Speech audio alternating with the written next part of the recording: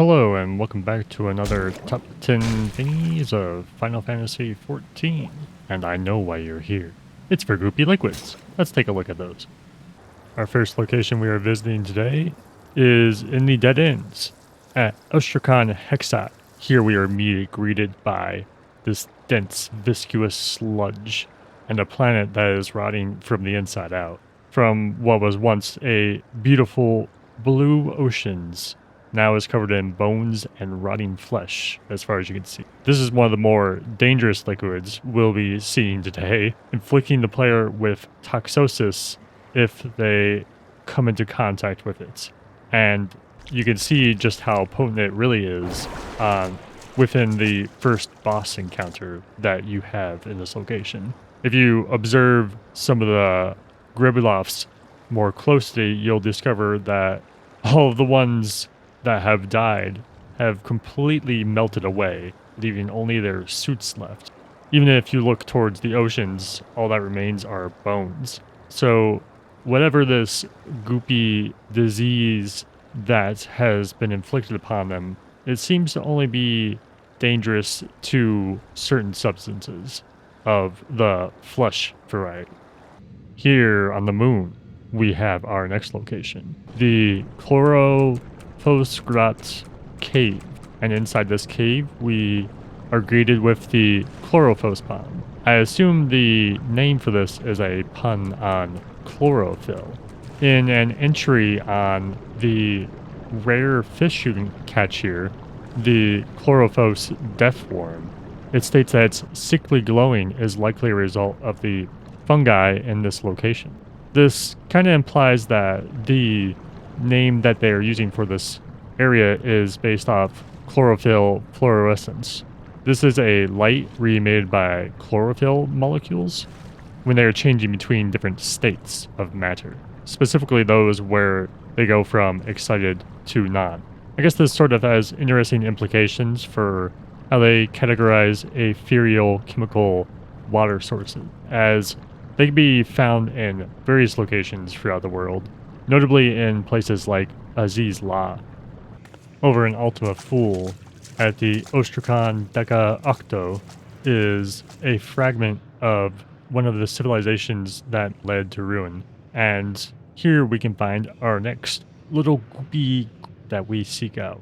It may have a striking resemblance to oils, and you would not be far off in this assumption, as these oils were once pure, clean springs that were polluted and destroyed by the mechanical beings of the Omicron. In a side quest here, you can learn a little more about these ponds specifically and the water sources here. In doing so, you discover just how powerful the worm's magics may have been, implying that they have the ability to cleanse the waters here with their magics. Even here, we see a younger dragon take on the role in attempting to clean these waters. While they are not successful, they do make a slight enough impact for the shells of the old worm to notice. For something so begrudgingly sad, its contrast is met with a beautiful, viscous, oily rainbow effect that we get across the various waters here. And you can even fish in some of these. I think that's enough sadness for one video. Now we're heading over to Matoya's Relict to check out the various colorful liquids of the Kilnfire Cauldron. And if you do this dungeon with trust, we do get a little bit of insight as to exactly what is causing this magma to be the various colors that you see. These magmas have been infused with various elements that are so potent that it's difficult for Ishtola to even see here. And in a farther dialogue, we even get confirmation that these are indeed crystals melted all throughout. I didn't expect to hear that Matoya has been putting her little froggies to the mine shafts.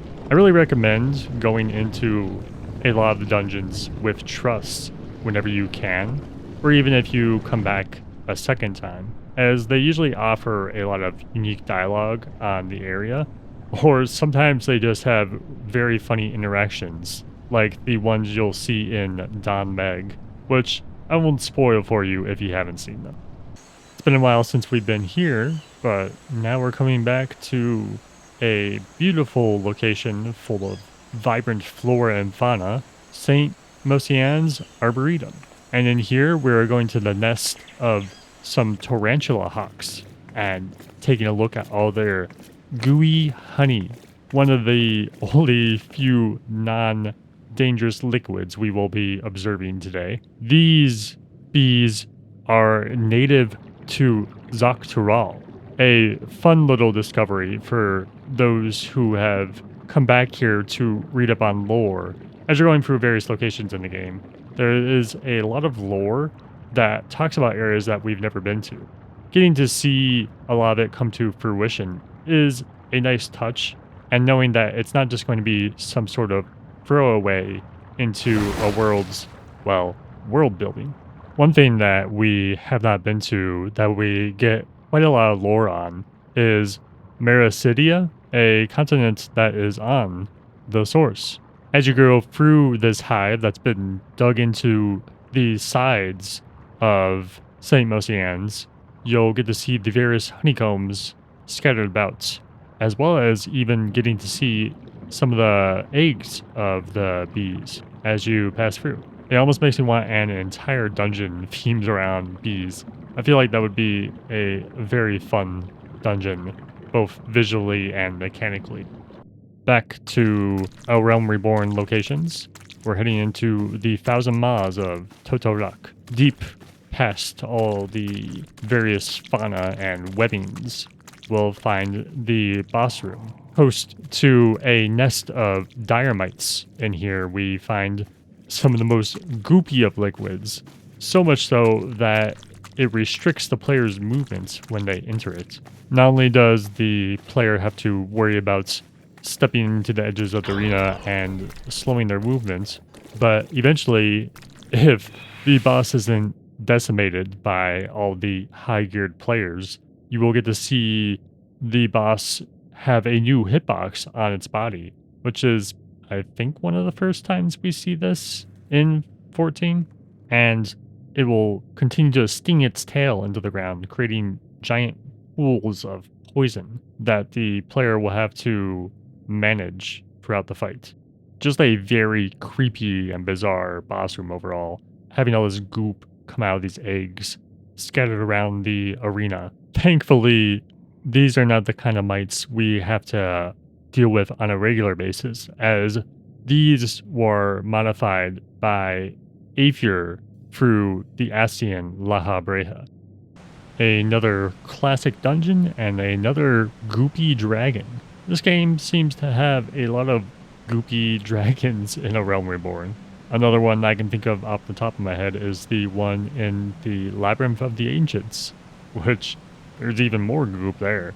Though the reason I found this one more entertaining is it makes these egg-shaped goopy goops that will detonate over time, that the dragon will shoot into the sky like it's artillery. It's quite a funny manner in general to see a low-tier dragon using poison as one of its main tools, which is something you usually see of higher-tier dragons in popular media, while lower-tier dragons tend to stick to more fire and other similar things. Even its tank buster is a somewhat goopy attack, being called Salivus Snap.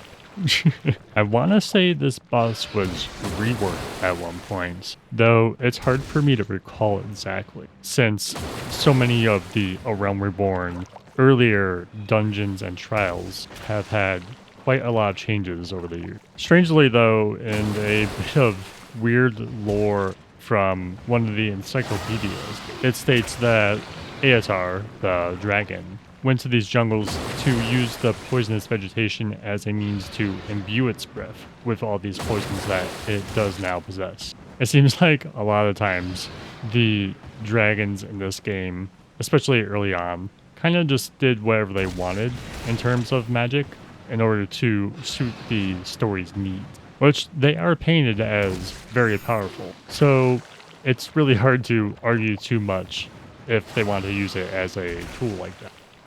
Now we are heading to Alexander to visit the Arm of the Father. In here, you are bombarded by constant goo globules that fall from the sky. And as you get closer, it is revealed that they're being shot from this clay claw. You may have not noticed that these projectiles were coming from this clay claw due to how quickly parties nowadays will rush this mini boss along here. You can even linger before here and see that it will shoot all these globs of goop in a repeating pattern. And as you kill the clay claw, the goop will immediately dry out and stop shooting projectiles. Quite strange that all these semi-aquatic creatures even got so deep into Alexander. And with that, it's time to... Oh, you thought I was gonna forget. The goopiest of goop creatures, living liquid. A lot of players may not be familiar with just how goopy this boss can really be, as we often nowadays skip most of the mechanics in this fight. As this fight goes on, you will see living liquid transform into various jiggly, goopy forms, starting with its more humanoid form, and then going into a hand that will slap you around quite silly.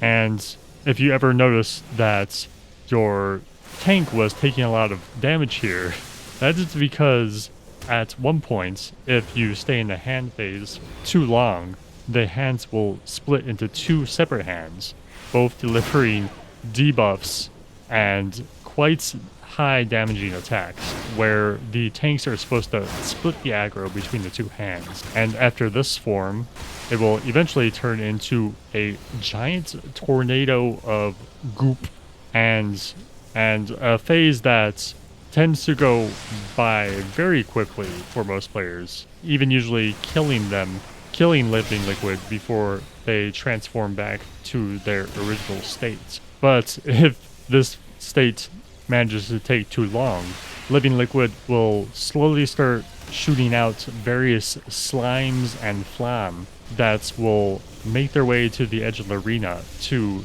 detonate. Quite the more gooey than you expected if you had to do this fight at minimum eye level, or when it first came out.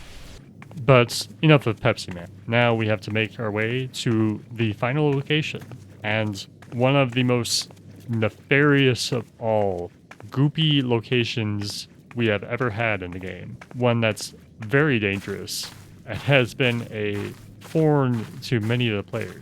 I am speaking of course, the... Wait, my goop.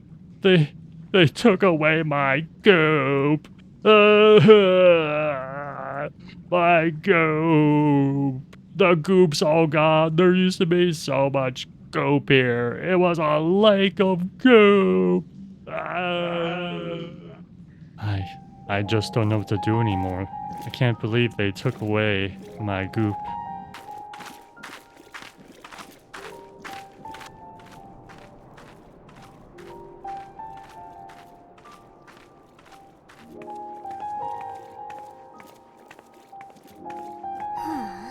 Rest in peace, Goop.